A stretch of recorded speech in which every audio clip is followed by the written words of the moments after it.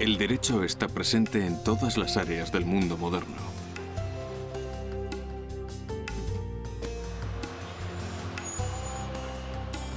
Regula todos los aspectos de la vida en sociedad.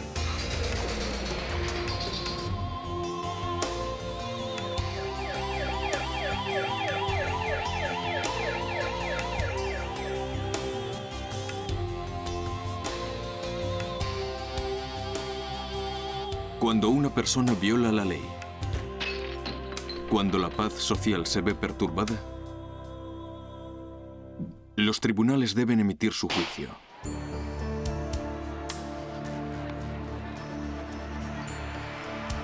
El derecho al voto, los derechos de las minorías, el derecho al aborto. El derecho es el espejo en el que se mira una sociedad. Refleja fielmente sus valores y sus creencias.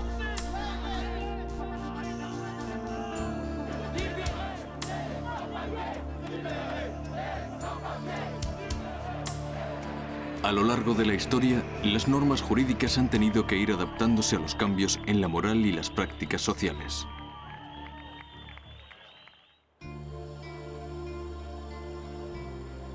Hoy, nuestra principal preocupación son los derechos humanos. Pero estos derechos no están garantizados en todos los países del mundo.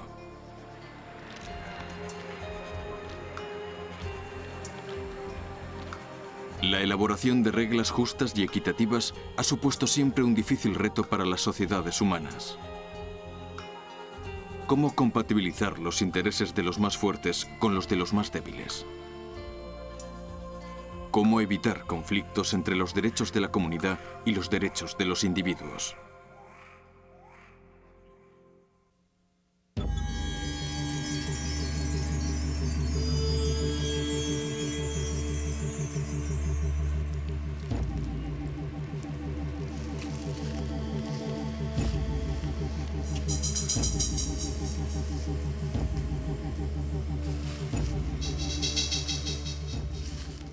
Cuando aparecen las primeras comunidades, surge la necesidad de elaborar reglas que permitan resolver los conflictos.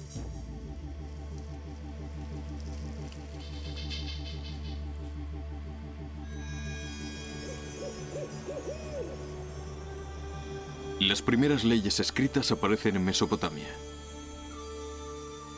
El código legal más famoso data de hace 3700 años. Fue escrito por Hammurabi, rey de Babilonia.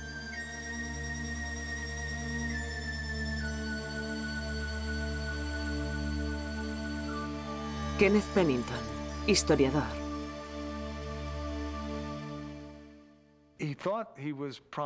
Él creía que estaba promulgando unas leyes respaldadas por Dios.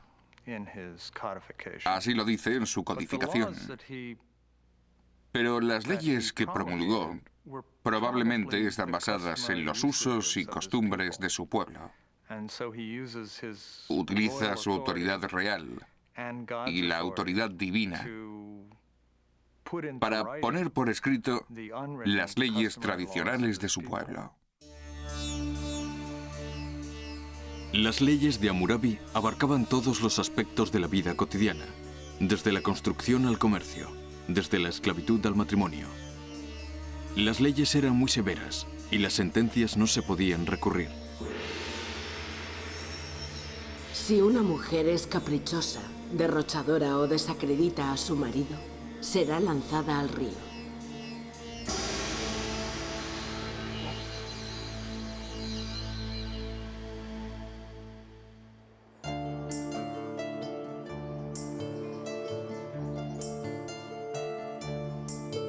Los griegos fueron los primeros en permitir que los acusados se defendieran a sí mismos ante sus conciudadanos.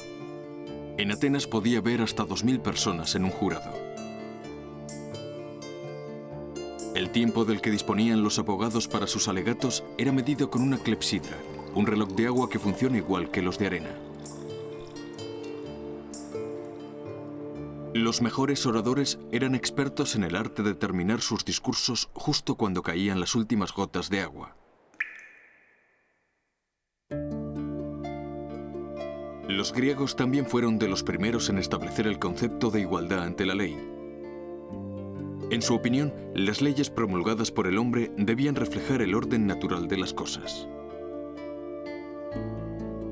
Norbert Rowland, profesor de Derecho. Creo que el derecho natural fue una etapa muy importante en el desarrollo del pensamiento jurídico. Al principio se consideraba que el derecho natural emanaba de los dioses. Más tarde, se convirtió en una disciplina más laica. Y finalmente surgió la idea en la que posteriormente se basaría la concepción moderna de los derechos humanos. Según esa idea, existen unos principios jurídicos básicos aplicables a todas las personas, independientemente de quién sean. En cuanto a la idea de igualdad entre el hombre y la mujer, entre los jóvenes y los mayores, creo que estaríamos intentando aplicar nuestra forma de pensar a una época en la que esas cuestiones ni siquiera se planteaban. Ellos no pensaban en esos términos. En Atenas, solo los ciudadanos libres tenían derechos. Las mujeres, los niños y los esclavos estaban sujetos a la autoridad del cabeza de familia.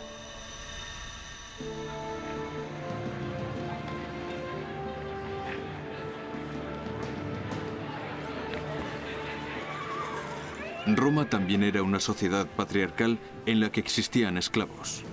Los usos y costumbres de la época prevalecían sobre el principio de igualdad ante la ley.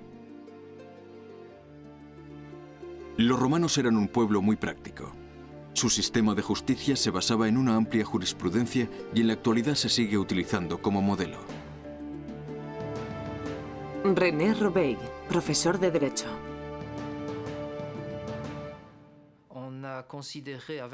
En Europa, durante las edades media y moderna, el derecho romano era considerado tan flexible e inteligente que se convirtió en ratio scripta, o razón escrita. El genio de Roma reside en el espíritu de sus leyes, ya que Roma fue capaz de desarrollar un sistema jurídico flexible, eficiente y perfectamente adaptado a la sociedad que pretendía regular. A lo largo de su historia, los romanos elaborarían miles de leyes. El vendedor debe conocer su mercancía e informar claramente sobre cualquier defecto oculto. Si no lo hace, será declarado culpable sin que sea necesaria prueba alguna de su mala fe.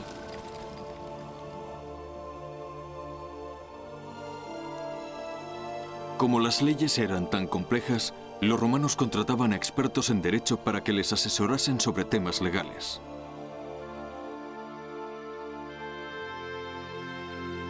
Al igual que en los tribunales modernos, los magistrados escuchaban los argumentos de la defensa y la acusación. Los abogados contaban anécdotas para entretener a los espectadores.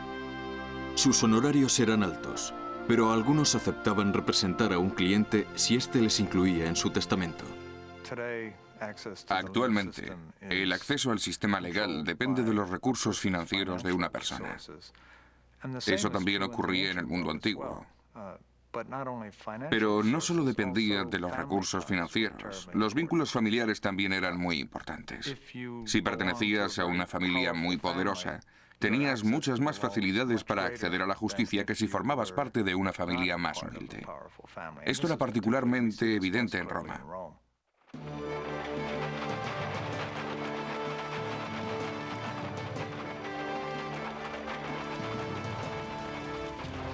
En el siglo V, el Imperio Romano cae ante el avance de los bárbaros que saqueaban, destruían y quemaban todo lo que encontraban a su paso. En la práctica, esto supone la desaparición del derecho romano. Tras la caída del Imperio Romano, en el Mediterráneo occidental, el derecho bárbaro, el derecho germánico, se convierte en el derecho oficial. En muchos aspectos, el derecho germánico suponía un paso atrás. Los pueblos germánicos no seguían las normas escritas sobre la prueba, los sofisticados métodos que seguían los romanos. Ellos usaban las ordalías. Las ordalías serían usadas en Europa hasta el siglo XIII.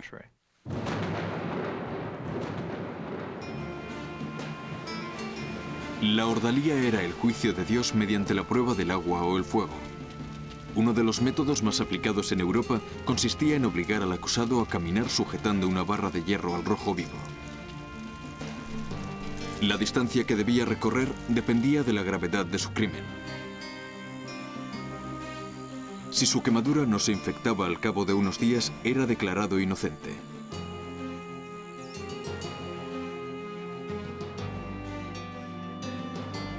En la Edad Media, el derecho señorial, basado en las costumbres germánicas, convivía con el derecho canónico, administrado por la Iglesia.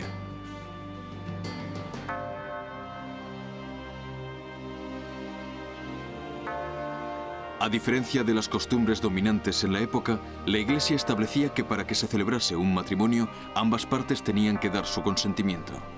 El consentimiento matrimonial es un acto de voluntad por el que un hombre y una mujer se aceptan mutuamente en la irrevocable alianza que constituye el matrimonio.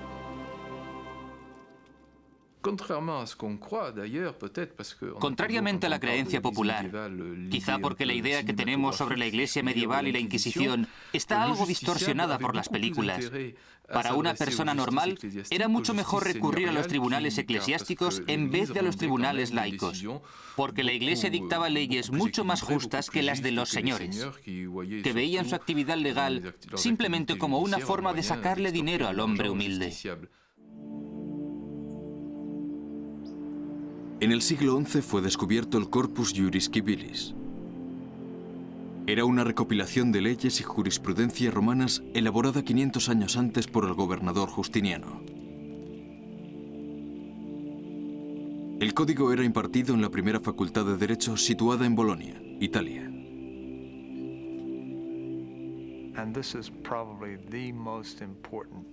Este fue probablemente el acontecimiento más importante en la historia legal europea. El hecho de que un jurista llamado Pepo empezase a enseñar en Bolonia ese sistema legal muerto supone una gran novedad. Es un acontecimiento extraordinario, único. La razón está en que los códigos legales germánicos eran incapaces de acomodarse a los grandes cambios que estaban teniendo lugar en las sociedades europeas. Cambios de tipo comercial y económico. A partir de ese momento, las nuevas leyes estarían basadas en el derecho romano, pero en la vida cotidiana seguiría prevaleciendo el derecho consuetudinario.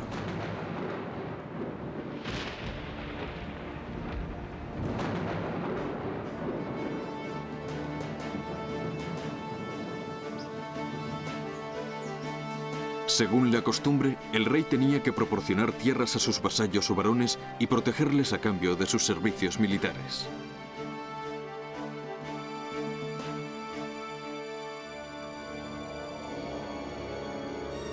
En Inglaterra, el rey Juan sin tierra violaba constantemente estas leyes.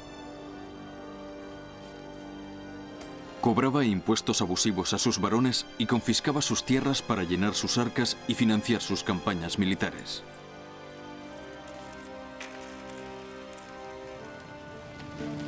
Los abusos del rey Juan provocaron la rebelión de los varones ingleses.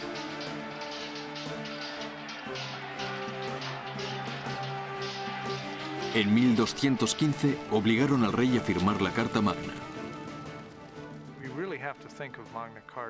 La Carta Magna era una ley que establecía los derechos de los varones ingleses. Había algunas disposiciones de la Carta Magna que afectaba a los habitantes de las ciudades.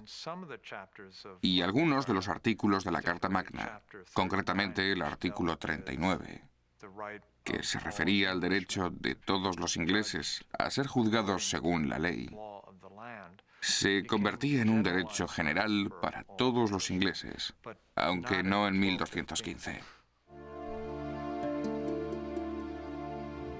Ningún hombre libre podrá ser arrestado o encarcelado si no ha sido juzgado por sus conciudadanos con arreglo a la ley. A pesar de su limitado campo de aplicación, el acuerdo entre el rey Juan y sus varones suele ser citado como la primera declaración de derechos humanos.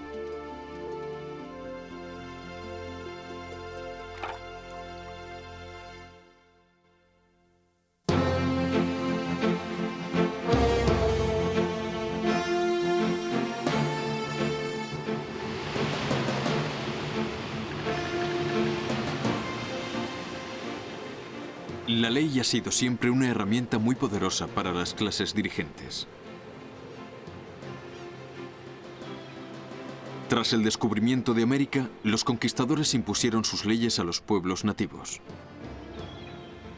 La primera pregunta que se hicieron sobre aquellos salvajes, como fueron llamados durante tanto tiempo, fue: ¿son realmente humanos? En realidad, si intentamos pensar como una persona de aquella época, veremos que se trata de una pregunta legítima. Los primeros nativos con los que tuvo contacto Colón no llevaban ropa, eran caníbales y realizaban sacrificios humanos. Todo esto les hizo reflexionar mucho. De hecho, la Iglesia contestó rápidamente a la pregunta. Poco después, en 1530, el Papa dijo: «Sunt vero homines», realmente son humanos.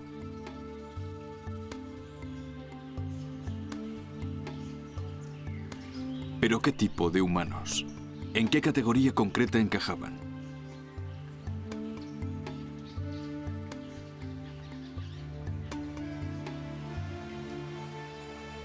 Después de acalorados debates, los juristas españoles decidieron que los indios tenían una capacidad intelectual inferior, similar a la de los niños. Por lo tanto, su conquista y sometimiento estaban justificados. Poblaciones enteras fueron obligadas a trabajar en las minas de oro y plata de América. A medida que avanzaba la colonización del Nuevo Mundo, la esclavitud se iba extendiendo.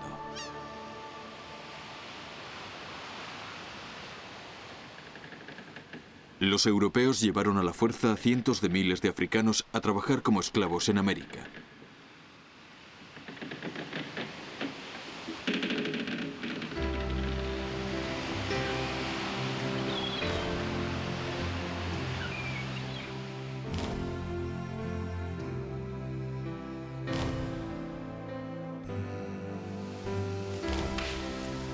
A finales del siglo XVIII, los colonizadores británicos de Norteamérica eran los principales importadores de esclavos.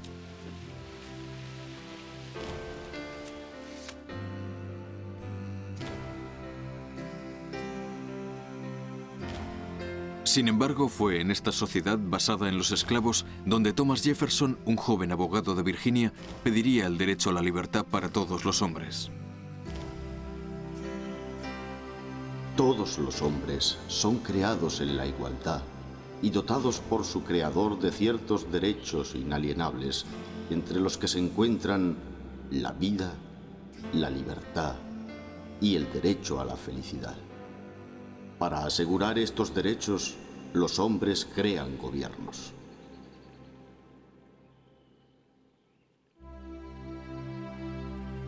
Estos derechos inalienables quedaron establecidos en la Declaración de Independencia de los Estados Unidos de América, promulgada en 1776. Pero en vista de la feroz oposición de los estados del sur, se mantuvo la esclavitud.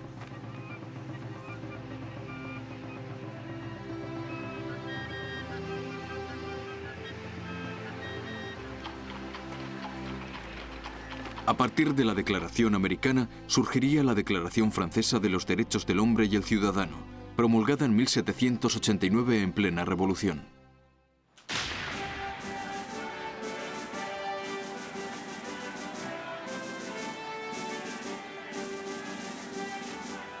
Con sus principios de libertad, igualdad y fraternidad, la Declaración eliminaba totalmente los privilegios feudales.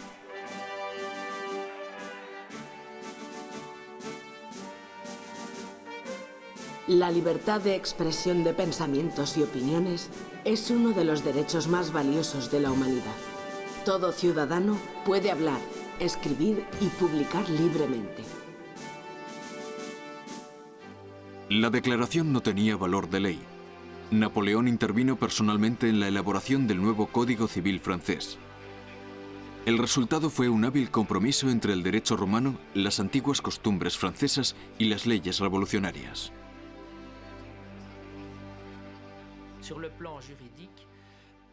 En el plano legal, Napoleón intervino para asegurar una cierta seguridad jurídica que no existía. La Revolución Francesa Había acabado con el antiguo régimen sin instaurar un sistema legal claro y completo.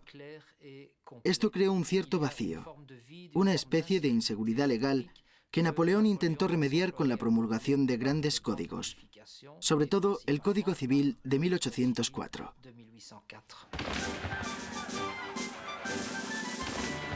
A través de sus conquistas militares, Napoleón impuso su código en Bélgica, en muchos estados alemanes, en Polonia y en Italia. Existen además otros muchos países de todos los continentes en los que siguen en vigor versiones revisadas y mejoradas del código napoleónico.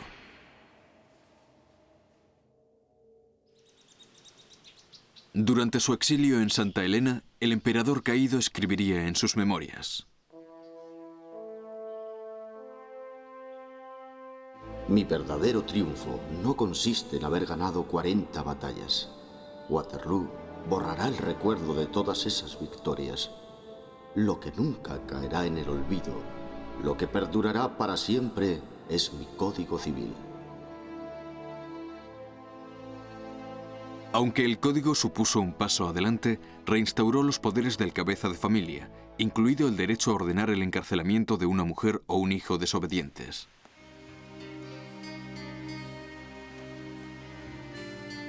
También restauró la esclavitud, que había sido abolida por los revolucionarios.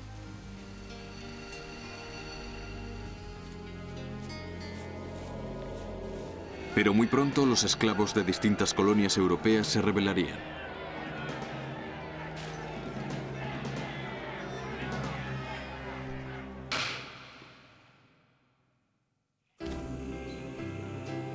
En 1833, Gran Bretaña sería el primer país en abolir el comercio de esclavos.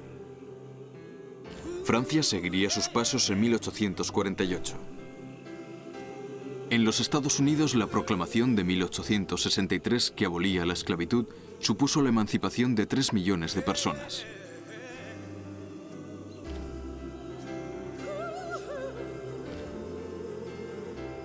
William Chabas, profesor de Derecho. En los Estados Unidos hubo que esperar hasta la Guerra de Secesión para que la reforma de la Constitución pusiera fin a la esclavitud. Aunque, como todo el mundo sabe, esto no acabó con la discriminación y el racismo. Habría que esperar otro siglo para que los principales obstáculos para la igualdad entre blancos y negros fueran eliminados, al menos sobre el papel de las leyes americanas.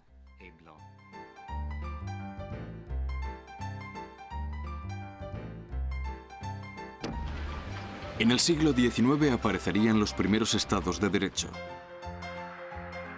De ahora en adelante serían los representantes del pueblo quienes aprobasen las leyes. Muy pronto los gobiernos establecerían una serie de medidas sobre trabajo, agricultura, educación, el precio de los alimentos y el coste de los alquileres.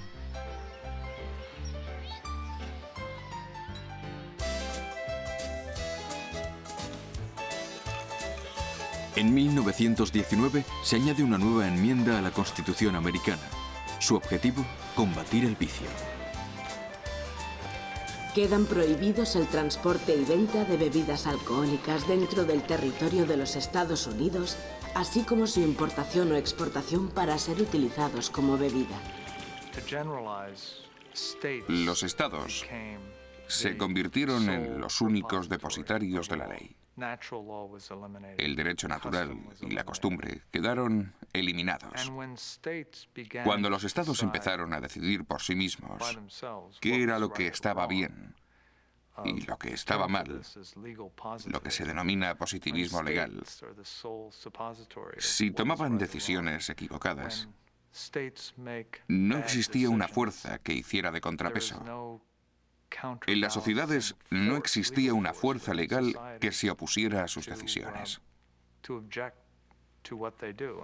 El resultado de este desequilibrio ha quedado patente en los horrores del siglo XX.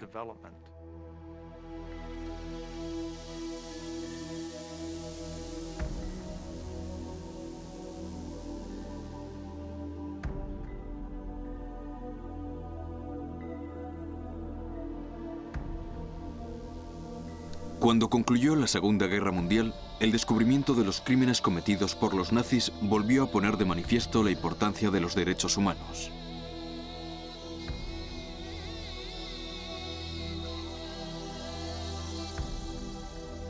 En Nuremberg, los dirigentes nazis fueron juzgados por crímenes contra la humanidad, crímenes de guerra y crímenes contra la paz. La mitad de ellos fueron condenados a muerte.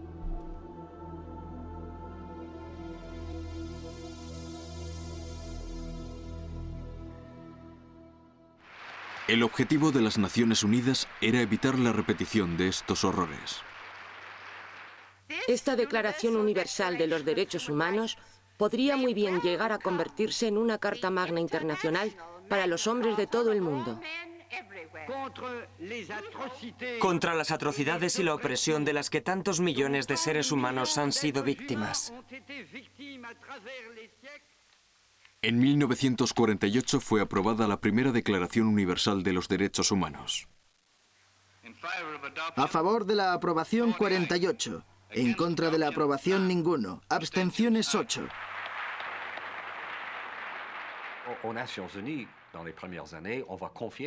En sus primeros años, las Naciones Unidas encargaron esta tarea a un pequeño comité que examinó todas las constituciones del mundo. La Carta de Derechos americana, la inglesa, la francesa, etc. Para elaborar una especie de catálogo de los derechos básicos.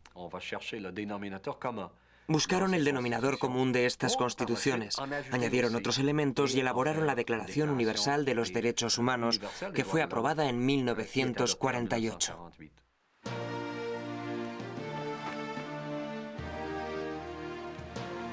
En aquel momento el mundo estaba en plena Guerra Fría. La Unión Soviética se negaba a reconocer una declaración que hiciera hincapié en la libertad de expresión o el derecho al voto, mientras ignoraba las desigualdades económicas y sociales. Los países del tercer mundo apoyaban la postura de la Unión Soviética. Dijeron: escuchen, para nosotros lo más importante es poder alimentar a nuestros ciudadanos y proporcionarles un nivel de vida digno. Después ya nos ocuparemos de la libertad de expresión. Había un conflicto entre estas dos concepciones de los derechos básicos. Finalmente se alcanzó un compromiso. El pacto quedaría dividido en dos partes. La primera hablaba de los derechos civiles y políticos, como la libertad de expresión y culto y las elecciones libres. La segunda parte incluía los derechos económicos, sociales y culturales. El derecho a un nivel de vida digno, el derecho al trabajo o el derecho a la educación.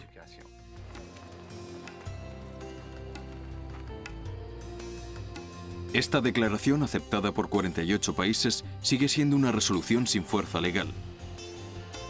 Los países siguen teniendo libertad para aplicar sus principios o ignorarlos.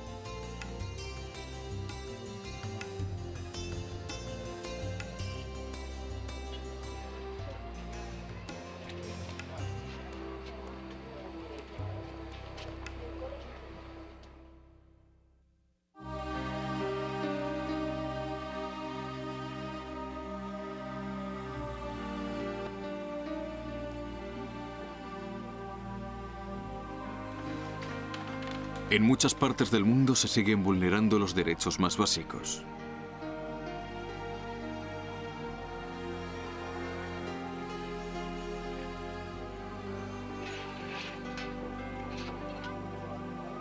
La libertad de expresión o el derecho al voto parecen un lujo inalcanzable para aquellos que tienen que luchar cada día por su supervivencia.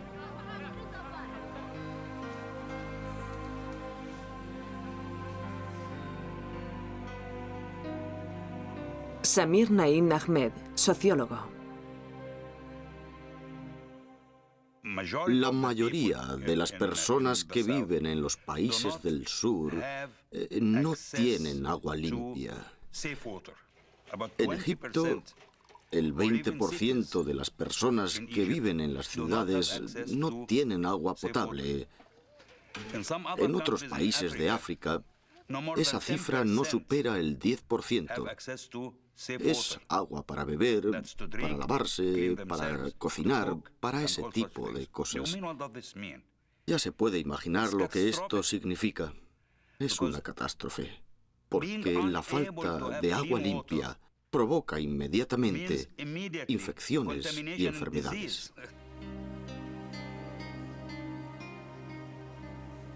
Muchos seres humanos no saben si el día de mañana tendrán un techo sobre su cabeza, suficiente comida y acceso a la educación.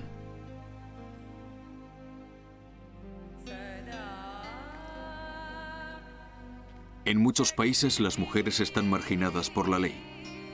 Están bajo la tutela de sus padres, sus maridos o sus hermanos, y no pueden tomar ninguna decisión sin su consentimiento.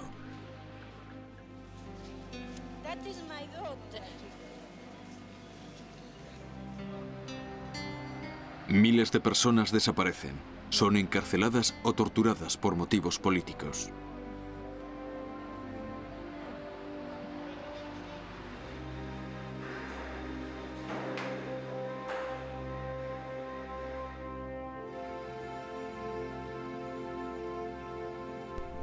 Para dar mayor fuerza a las convenciones internacionales, las Naciones Unidas han creado un Tribunal Penal Internacional en La Haya, Holanda.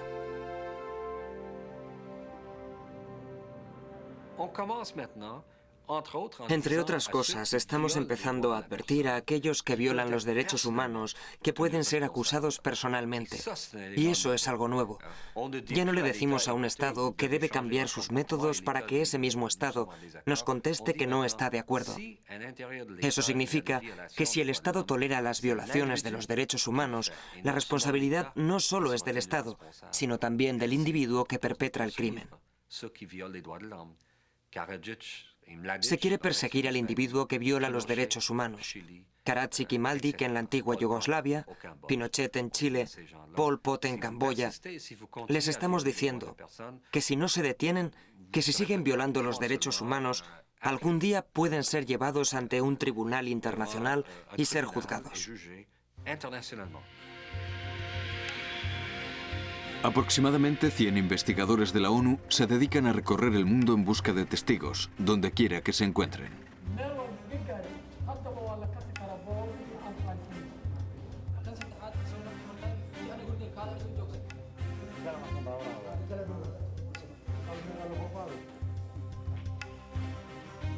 Varios de los responsables del genocidio de Ruanda, en el que murieron 500.000 de personas, fueron juzgados por el Tribunal Penal Internacional.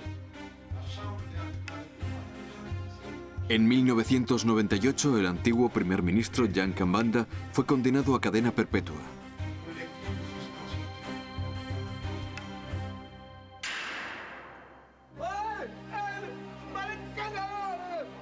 Sanciones penales, sanciones económicas contra los países que violan los derechos humanos y tribunales internacionales.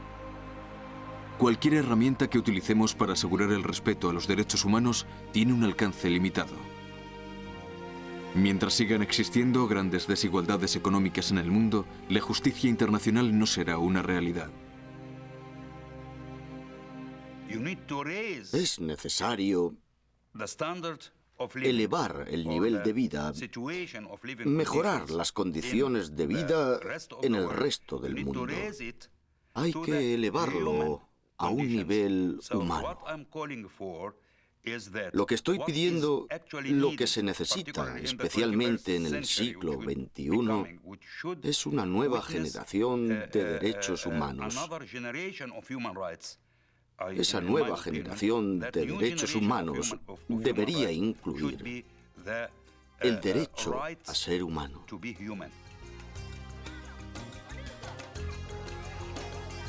Lo único que se necesita para reducir a una persona a la esclavitud es negarle sus derechos básicos. A comienzos del siglo XXI, cabe esperar que el mundo acabe reconociendo el derecho de todas las personas a unas condiciones de vida dignas y a ser tratadas como seres humanos.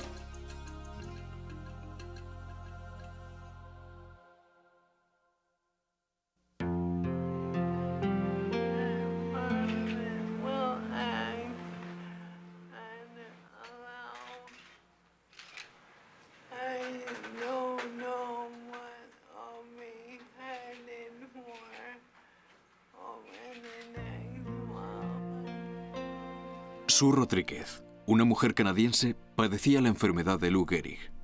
Durante mucho tiempo luchó en los tribunales por el derecho a la eutanasia. Quería que un médico pusiera fin a su vida cuando su estado se deteriorase hasta el punto de no poder hacer nada por sí misma.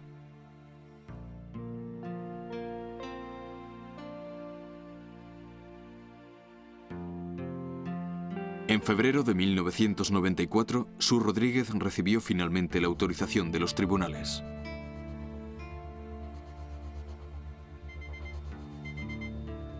La eutanasia provoca acalorados debates en los círculos médicos y entre la opinión pública. Hasta ahora, Australia y Holanda son los únicos países que la han autorizado en ciertas circunstancias. Margaret Somerville, Centro McGill de Ética Médica y Derecho. ¿Cuál es la razón de que no esté aceptada?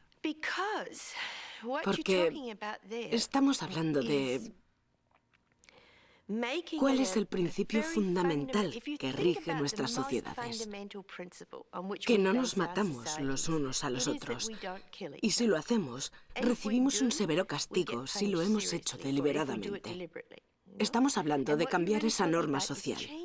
Podemos decir que lo hacemos porque esa persona nos da pena, que lo hacemos por compasión, pero eso no altera el hecho de que estamos cambiando una antiquísima norma social básica que dice que no debemos matarnos los unos a los otros. Y hay muchas personas que piensan que ese principio no debe cambiar. Aunque la eutanasia sigue siendo un tema controvertido, el suicidio ya no se considera un delito. Los pacientes pueden negarse a recibir tratamiento médico, aunque eso pueda provocar su muerte porque su decisión no requiere la asistencia de otra persona.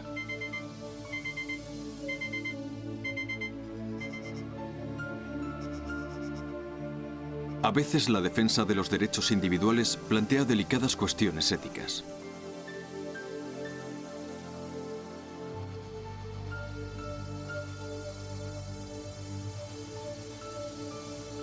¿Puede una mujer que lleva a un hijo en su vientre hacer con su cuerpo lo que le apetezca? Hemos tenido un caso en Canadá que nos ha hecho plantearnos esta cuestión. Si la mujer dice, voy a seguir adelante con mi embarazo, pero haré lo que yo quiera, como consumir cocaína o heroína o esnifar pegamento, como en el caso que ha surgido en Canadá, entonces la ley se ve en un aprieto y dice, está haciendo daño a ese feto.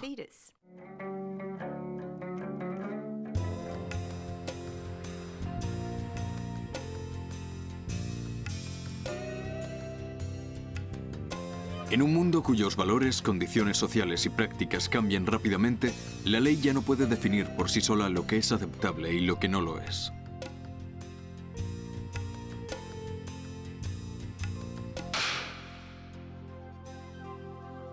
Tras la aparición de nuevas técnicas de reproducción, algunos piensan que el embrión humano necesita protección legal urgentemente. Algunas personas piensan que la conservación de embriones es moralmente rechazable. Podemos congelar los embriones a 243 grados bajo cero en nitrógeno líquido y conservarlos durante mucho tiempo. Como ya sabrá, ha habido casos de divorcio en los que la pareja ha llegado a plantearse quién se quedaba con los embriones. Es como plantearse quién se queda con el perro, quién se queda con los niños y quién con los embriones. Gracias a las nuevas tecnologías, no solo es posible congelar embriones, sino también implantarlos en madres de alquiler o utilizarlos para la investigación.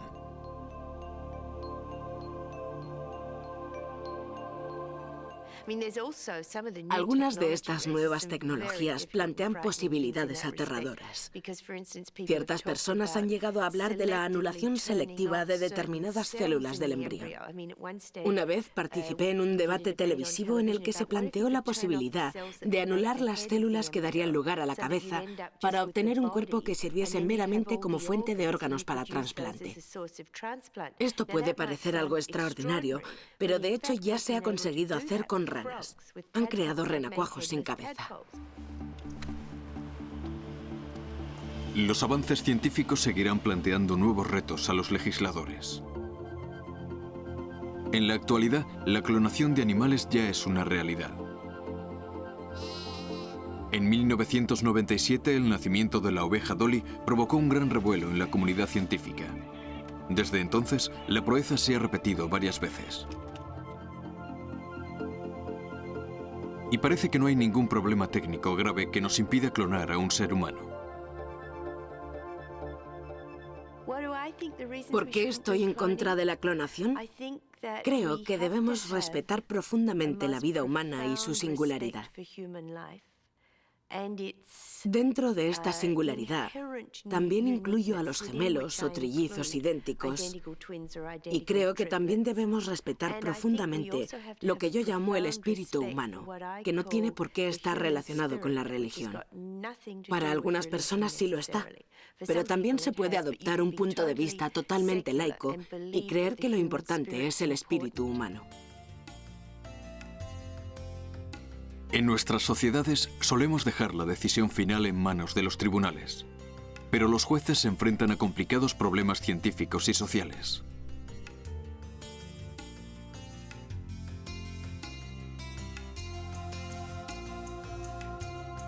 Cada vez es más frecuente la creación de comisiones éticas compuestas por religiosos, médicos, filósofos y juristas, entre otros.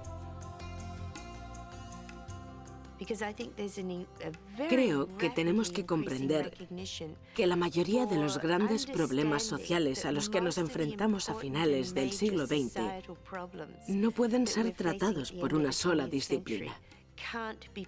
No podemos decir, esto es un problema médico, dejemos que lo resuelvan los médicos. Pienso que primero tenemos que ocuparnos de la ética para que la ley pueda basarse en ella. En el pasado hemos pensado con demasiada frecuencia que si una cosa era legal, estaba bien. Eso no tiene por qué ser necesariamente así. Puede ser legal pero incorrecta desde el punto de vista ético. La sociedad debe examinar las implicaciones legales del problema. Los médicos, que pueden utilizar la tecnología para prolongar la vida, ya no están dispuestos a quedarse solos a la hora de elegir entre su obligación a tratar a un paciente y el derecho de ese paciente a morir de una forma digna.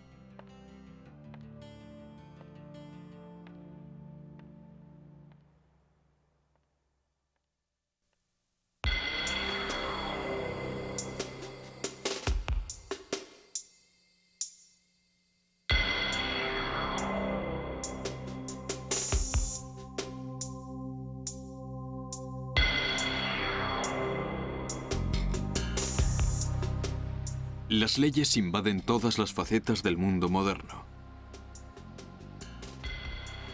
Solo en los Estados Unidos se producen 90 millones de juicios al año.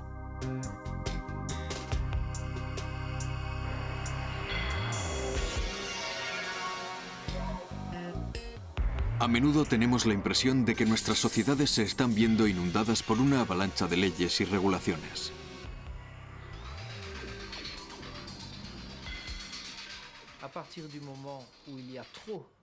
Cuantas más leyes y regulaciones existen, más difícil resulta dominar el sistema jurídico. Los juristas se ahogan en un mar de reglamentaciones. Pero también hay otro efecto negativo. La obsesión por la regulación complica innecesariamente las relaciones humanas.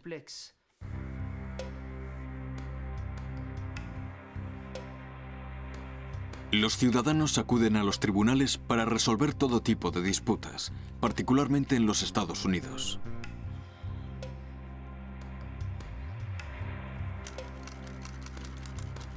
Se presentan un gran número de demandas por despido y denuncias contra fabricantes por productos considerados defectuosos.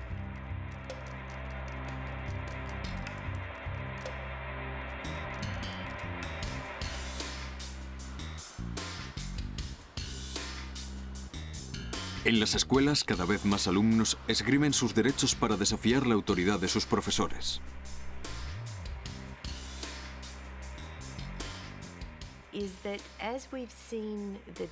Creo que cada vez se recurre menos a lo que podríamos llamar religión institucionalizada y paralelamente se ha producido un aumento en la utilización de la ley. Probablemente eso se debe a que hemos pasado de gobernar nuestras relaciones de acuerdo a principios morales básicos a una sociedad laica en la que recurrimos a la ley. Si observamos lo que ha ocurrido en Norteamérica, vemos que se ha producido un debilitamiento de los valores comunitarios y un fortalecimiento del individualismo, hasta tal punto que a veces decimos que nuestras sociedades están basadas en el individualismo.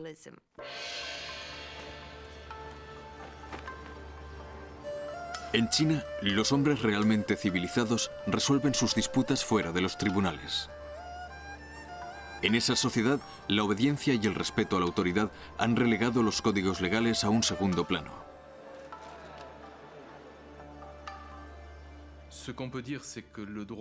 Desde luego, la ley no goza del mismo prestigio ni inspira el mismo respeto en todas partes. En Occidente tendemos a atribuir una gran importancia a la ley.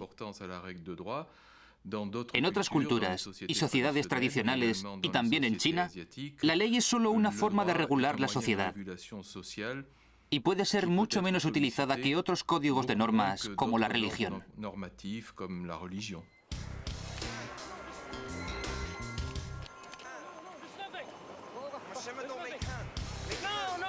Sin embargo, la falta de leyes escritas puede resultar peligrosa. Puede llevar al abuso de poder.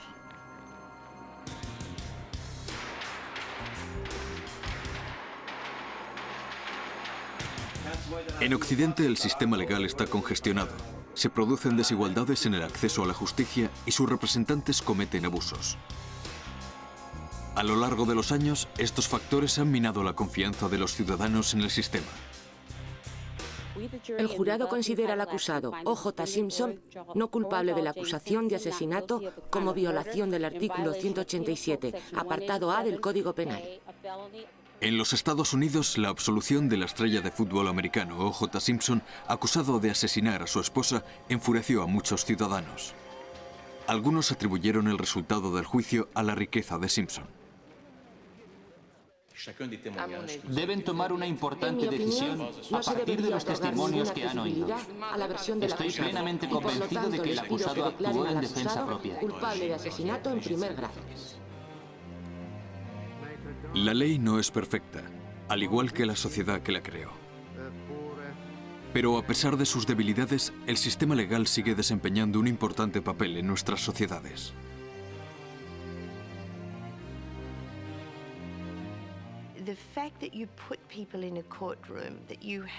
Los juicios se celebran en una sala especial. Hay una atmósfera muy solemne. Los abogados y el juez van con sus togas. Es un procedimiento muy formal, y no solo por el respeto a la tradición y el montaje que supone.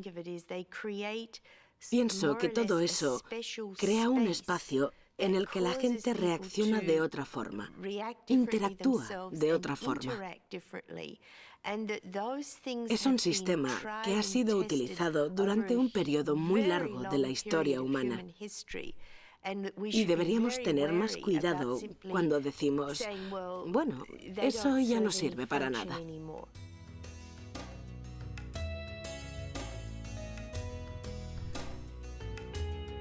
En las últimas décadas, varios grupos sociales han luchado por sus derechos acudiendo a los tribunales.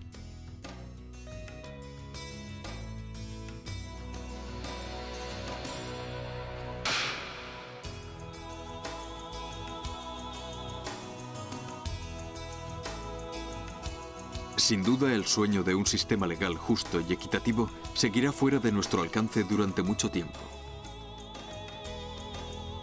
Lo único que podemos hacer es esperar que el equilibrio de la justicia siga siendo uno de los ideales de las sociedades del futuro.